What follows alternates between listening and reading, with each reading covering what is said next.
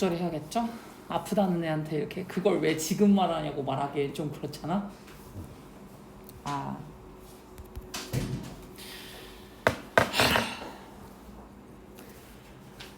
성격 같아서는 그걸 왜 지금 말하냐고 말하고 싶은데.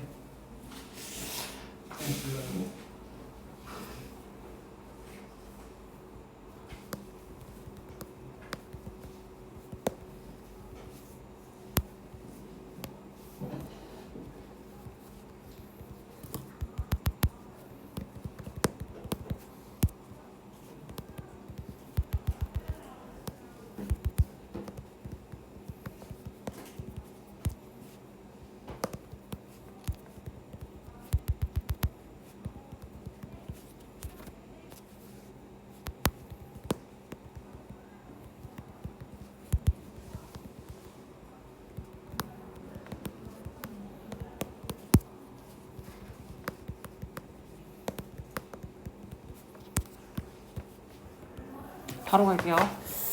14강에 형아 불 좀 꺼주라. 지금 1번, 2번만 좀 빨리 하고 가겠습니다. 그 1번 같은 경우에는요, 화석을 통해 쓸 때 우리는 생명체의 진화 과정을 알 수 있다는 건데, 학교에서는 좀 나갔나요? 네, 그 말이 여기서 내용으로는 말이 엄청 조금 했었는데 해봤자 어깨까지 높이 정도가 되는, 뭐 약간 어깨까지 높이가 20인치밖에 안 되는, 그러면 요만한 거죠. 상상됩니? 말이 되게 조그만 거잖아요. 근데 이랬다가 점차적으로 발이 엄청나게 커졌잖아요. 이게 이제 뭐를 보면은 알 수가 있는 거냐면, 화석을 통해서 점차적으로 그 사이즈가 커져 있는 것도 확인은 가능하다라고 보시면 될 것 같고요. 가보겠습니다. 과학자들, 오늘날의 과학자들은 뭐를 할 수가 있냐면 정확하게 데이트할 수가 있는데, 연대를 추정할 수 있대요. 이 그 화석의 연대를 추정할 수가 있는데, 이 화석이라는 건 즉 어떤 거냐면 락바운드, 바위투성이의 리메인스는 유물이라고 하니까 남아있는 거죠. 남아있는 바로 그런 거를 이제 화석이라고 하잖아요. 근데 이 바위투성에 남아있는 이 화석, 무엇의 화석이냐면은 요때부터의 유기체의 화석이죠. 요거는 지올리직이라고 나왔으니까 지질학적인 것 중에서도 되게 오래된 지질학적인 그런 과거 지질학적 시대에 되게 오래된 유기체 바위투성이의 그 화석을 바로 우리는 연대를 추정을 정확하게 과학자들은 요즘에는 할 수가 있대요. 정확하게 추정할 수 있으면 이게 몇만 년 전인지 뭐 아니면 몇십만 년 전인지 이런 게 뭔가 정확하게 추정이 가능한가 봐요.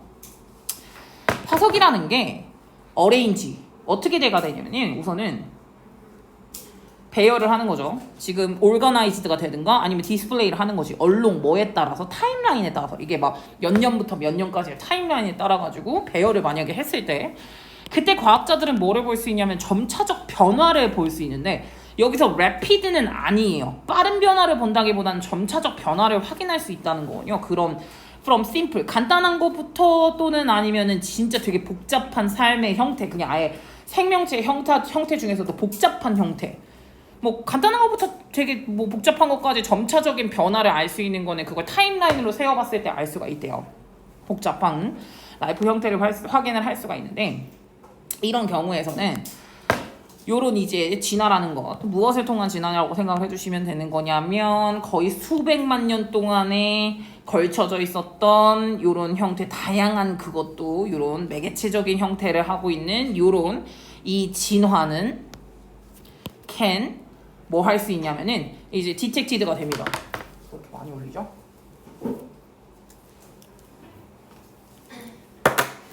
확인이 가능하고요. 다음에 비교도 가능합니다.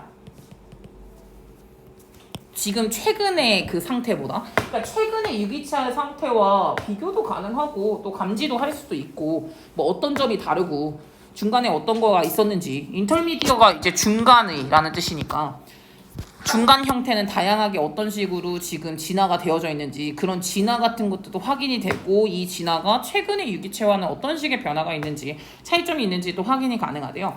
그러니까 예를 들어 가지고 초기에 알려져 있는 그 말인데, 말은 lived 어떤 식으로 살았냐면은 이거 6천만 년 전이에요. 60만이 아니라 6천만 년 전에 살았었는데, 근데 뭐에 따르면 이 그 화석 기록에 따르면은 얘네들은 shorter. 뭐보다 조그맸냐면 20인치보다 조그맸대요. 20인치는 50cm보다 조그맸대요.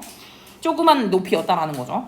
at the shoulder. 그러니까 약간 그 어깨까지만 했을 때 50cm 정도밖에 안 되니까 진짜 조그맸던 그런 상태라고 생각을 해주시면 돼요. 되게 귀여웠겠다. 근데 요게 successive는 연속적인이거든요. 일련성이 있다라는 건 연속으로 하고 있는 그거. 그래서 consecutive가 나와요. consecutive. 이런 이제 연관성 있는 그 락 레이어가 무엇을 보여주냐면은 요거를 보여주는데 이 화석을 보여주는 거죠. 이 화석에 대한 건 어떤 거에 대한 화석이라고 보면 되는 거냐면 진짜 더 넓어진 거죠. 이거 스물로는 아니겠죠. 넓어진 요 말의 종, 점차적으로 넓어지는 말의 종에 화석을 야기한다. 그러면서 culminating 뭘 하고 있냐면은 요거를 이제 결국에는 오늘날의 요거로 홀스의 형태로 되었다. 근데 여기서 end of ing로 좋겠네요. 결국엔 무엇이 되었다라고 갈 거니까. 오늘날의 말이 되었다. culminate라는 단어를 썼네요. 분사구문으로 썼네. 그 여기서부터 여기까지가 락 레이어는 일드 동사 만든다. 말의 더 넓은 종의 화석을 만든다. 락의 층이 점차적으로 쌓여갔었던 그 돌층이 만든다. 화석의 그 점차적 넓어지는 그런 그 말의 종의 형태도 역시 넓게 보여주고 있고, 그래서 결국에는 오늘날의 말까지 이르게 된다라고, 오늘날의 말까지 되게 되겠죠. 그러면서 사이즈가 바뀌잖아요. 사이즈가 체인지를 하게 되면서, 그러면서 다른 지금 현재 다른 other aspect, 여기에서 아나토미가 단어들이 되게 약간 전반적으로 어렵네요. 해부학이거든요. 네, 해부를 해봤을 때라는 건데, 말을 해부했을 때 다른 부분 같은 것들도 역시나 마찬가지로 사이즈가 더 점차적으로 달라지겠죠. 당연하지 않을까? 사이즈 자체가 커졌는데 요만하던 애가 요만해졌으면은 눈알 크기도 다르겠다. 그렇게 이제 얘기를 나오면서 말의 다른 부분들을 해부를 해봤을 때도 역시나 마찬가지로 so did 이렇게 하는데, did가 가리킨 거는 요걸 가리킨 거예요. 체인지를 가지고 온 거고, 사이즈가 바뀌면서 다른 신체 부위 사이즈도 바뀌었다라는 거고, 그래서 이빨은 became 어떻게 됐냐면 적응을 했는데, adapted to 어디에 적응을 했냐면은 풀 뜯어먹는 데 적응을 했고요. 이빨이. 다음에 이제 밑에 발이죠. 밑에 발에 있는 뼈 같은 경우에는 first가 됐대요. first는 뼈가 merged, combined, united가 된 거예요. 그러니까 뼈가 합해졌다, 통합이 됐다라고 보시면 될 것 같고요. 다음에 또 어떤 거로 봐주시면 되냐면, 원래는 이 발가락이 multiple 몇 개가 발가락이 있었는데 evolve into 어느 쪽으로 진화를 한 거냐면은 하나의 발가락으로 이제 된 거죠. surrounded by, 뭐로 둘러싸여져 있는 말굽이니까 말굽으로 둘러싸져 있는 하나의 발가락으로 진화를 하기 시작했다는 거죠. 원래는 발가락이 몇 개가 있었나 봐, 말도. 근데 그게 이제 점차 진화를 하고, 밑에 발뼈 같은 경우에는 통합이 되기도 하고, 이빨은 풀 뜯어먹는데 적응이 되기도 하고, 이제 크기가 변해가면서 말의 그 다른 부분들도 변화를 많이 하기 시작을 했다라고 보시면 될 것 같고, 이거 잘 봐야겠다. 월은 아니라는 것. 월은 아니에요. 왜냐? 일반 동사 나왔으니까. 일반 동사 나왔을 땐 do, does, did 셋 중 하나 했으니까요.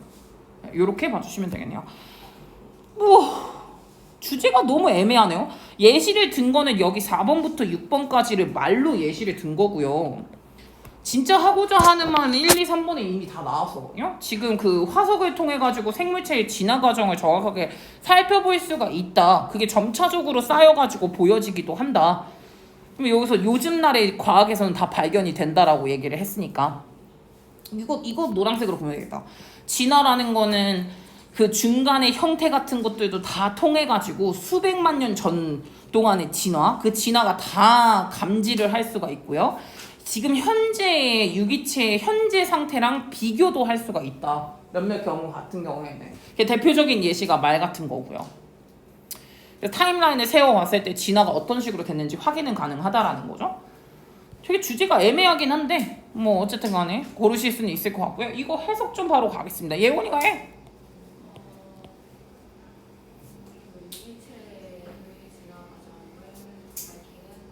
밝히는 화석 가면 되고 밑에 것도 해줘.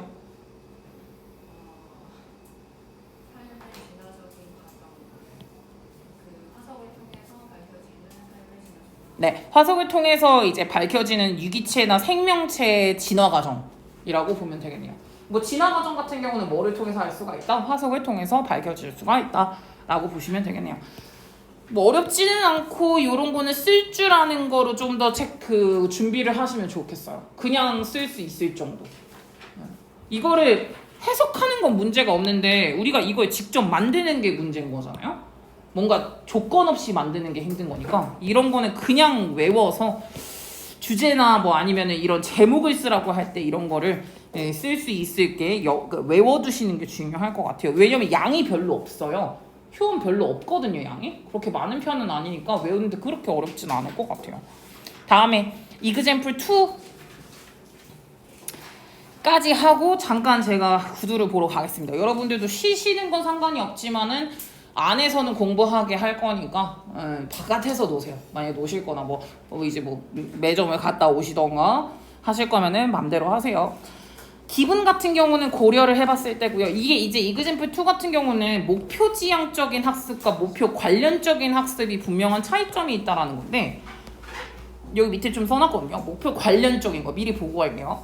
목표 관련적이라는 거는 목표에 의해서 추진되지는 않아요. 그래서 뭔가 부수적인 효과가 발생하기 때문에 어쨌든 목표에 도움이 될 수도 있다는 거고 목표 지향적이라는 건 그 목표 때문에 생겨난 거기 때문에 목표로 명시적으로 추진이 되는 거고 만약에 목표가 바뀌면 당연히 학습 내용도 바뀌는 목표 지향적과 목표 관련적 학습이라고 봐주시면 되겠네요.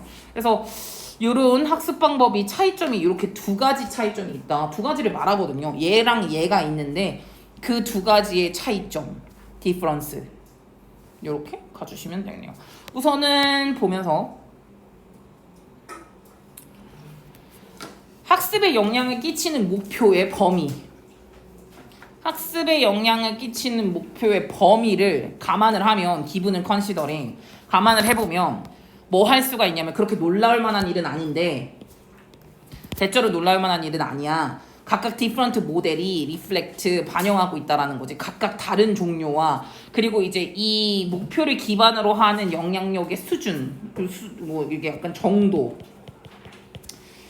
뭐 다른 유형이라던가 아니면 목표를 기반으로 하는 영향력의 어떤 정도라던가 이런 거를 반영을 하는 게 그렇게까지 놀라울 만한 일은 아니라는 거예요. 이런 다른 모델이 요 사람이 뭐라고 프로포즈 이제 말을 했냐면은 전반적 차이에 대해서 얘기를 해줬는데 학습에 대한 차이였어요. 근데 이게 뭐냐면은 explicitly는 명확하게란 뜻이거든요. 그래서 clearly가 나와 있는 거예요. obviously, clearly 명확하게란 뜻이에요. 이걸 반대말이 implicit이에요.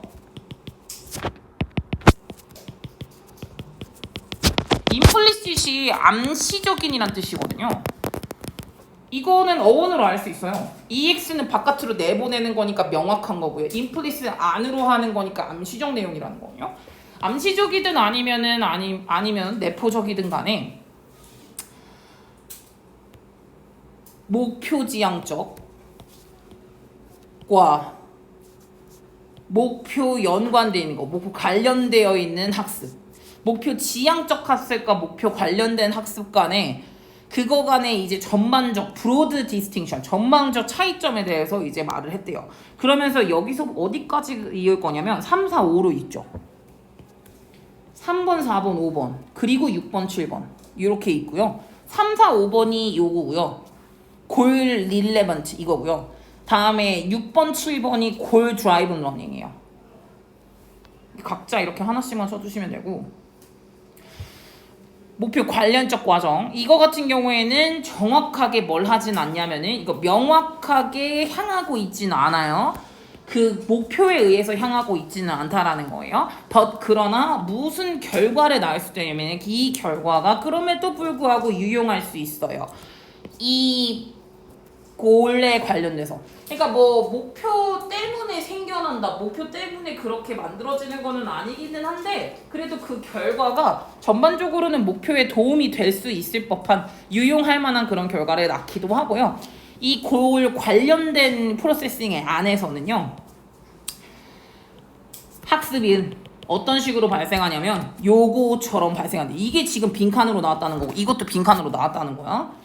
어떤 것처럼 부수적인 거예요. 부수적 결과로 나오는 거야. 왜냐하면 이거는 목표 지향적 학습이 아니기 때문에 목표 관련된 걸로 골 목표 지향이 아니라 목표 관련된 걸로 수업을 하는 거기 때문에 공부를 하는 거기 때문에 이거는 약간 사이드 이펙트, 세컨더리라고 나오잖아요. 부서적으로. 부수적인 결과로서 이제 바람직한 학습이 나온다라는 거예요. 그 과정에서 평범한 그 과제 관련된 그 과정에서 부수적인 걸로 발생을 하는 그런 학습이 아마도 이런 과정에 있을 거고요. 아마도 그러면 이렇게 됐을 때 리즈너는 추론하는 사람이니까 추론하는 사람은 무엇을 가질 수도 있냐면은 암시적인 방향성 같은 거는 갈 수 있는데 이게 무엇에서 유지가 될 수도 있는 거냐면은 이것을 둘러싸고 있는 세상에 대한 정확한 모델을 유지하는 그런 암시적인 방향성 같은 거는 가질 수는 있다는 거예요. 암시적 방향성이 왜 중요하냐면은 정확한 학습이 아니라 목표 관련된 걸 배우다 보니까 아 이게 맞겠거니라고 그 옆에 부수적 결과로 알게 되는 거기 때문에 암시적인 것도 되게 중요해요. 암시적 학습의 방향성 같은 것들을 가질 수도 있다는 거지. 이런 과정으로 했을 때 둘러싸고 있는 세상에 대한 정확한 모델을 유지하는 방향성을 암시적으로는 가질 수도 있다. 반면에 대조적으로 이 목표 지향적으로 가는 그런 학습 같은 경우에는 요게 차이점 나오죠. explicit. 명확한 학습 목표에 의해서 드라이브는 움직여지는 거예요. 이 추론하는 사람의 명확한 목표. 그래서 이 목표라는 게 영향을 끼치고 또는 결정까지 하는 거군요. 무엇을 배울지에 대한 컨텐츠 내용을. 왜냐? 얘는 목표 지향적 학습이니까 목표에 관련된 걸 배우겠죠. 당연히. 그러니까 무엇을 배울지 컨텐츠를 결정을 할 수도 있고 또는 이제 영향까지 끼칠 수도 있겠죠. 그 목표 자체가. 그래서 그 추론자의 목표가 만약에 바뀌면 당연히 학습도 바뀐다 라고 하시면 되겠죠. 결과로 생기는 that result는 결과로 생기는 학습도 더지가 가리키는 건 change를 갖다 쓴 거예요. 학습도 바뀐다. 왜? 목표가 바뀌었으니까. 왜냐? 얘는 목표 지향적인 학습이거든요. 목표 지향적 학습은 목표로 인해 가지고 생겨나는 거기 때문에 목표가 바뀌면은 다른 목표에 관련된 학습을 할 것이며 다음에 이 목표와 내용을 목표가 당연히 영향을 많이 끼칠 수도 있다. 뭐 이거는 되게 명확한 목표 때문에 움직여지는 바로 그런 학습이다. 근데 얘는 뭐다? 얘는 목표랑 관련된 학습 방식이기 때문에 요게 저는 이 단어가 되게 중요하다고 보거든요. 빨간색. 요거 부수적인 결과로 학습을 하는 거다라고 보시면 좋겠어요. 바람직한 학습이라는 게 부수적인 결과로 만들어지는 거지. 왜냐면 이거 목표 지향적인 학습은 아니었거든. 다른 공부를 하다 보니까 부수적으로 이제 이런 학습에 대해서 더 많이 결과를 얻을 수 있다는 거고요. 이게 주제로 만약에 간다면 결국엔 두 개밖에 없습니다. 목표 지향적 학습과 목표 관련 학습의 차이점. 그래서 밑에 나왔음. 목표 관련 학습은 목표에 의해서 추진되는 게 아니기 때문에 그냥 일반 과업 처리 중에서 부수적인 효과로 학습이 생겨나는 거고 근데 그게 목표에 도움이 되기는 한다. 목표 지향적 학습 경우에는 목표에 의해서 추진이 되는 거기 때문에 목표가 바뀌면 학습 내용도 바뀌기도 한다. 그럼 여기서 잠깐 물어보겠음. 민준아, 이 중에서 목표의 영향력이 큰 거는 얘냐? 알 것 같아서 물어본 건데. 목표의 영향력이 큰 거는 어느 쪽이 더 영향력이 큰가? 둘 다? 두 번째 거. 예, 얘가. 목표의 영향력이 훨씬 커요. 왜? 얘는 목표에 의해서 추진이 되는 학습 방식이고 목표가 바뀌면 학습 내용도 바뀌니까. 근데 얘는 목표로 가는 학습이 아니기 때문에 그냥 전반적인 거 다 관련된 걸 배우는 거야. 그래서 굳이 목표가 바뀐다고 해도 어차피 전반적인 거 다 배우는 거기 때문에 이거는 목표의 영향력이 얘가 훨씬 더 크죠. 목표 지향적인 거니까. 네, 이렇게 두 가지의 차이점에 대한 설명을 하고 있는 글이라고 보시면 되겠네요. 나올 가능성이 높을 것 같아요. 얘 같은 경우에는.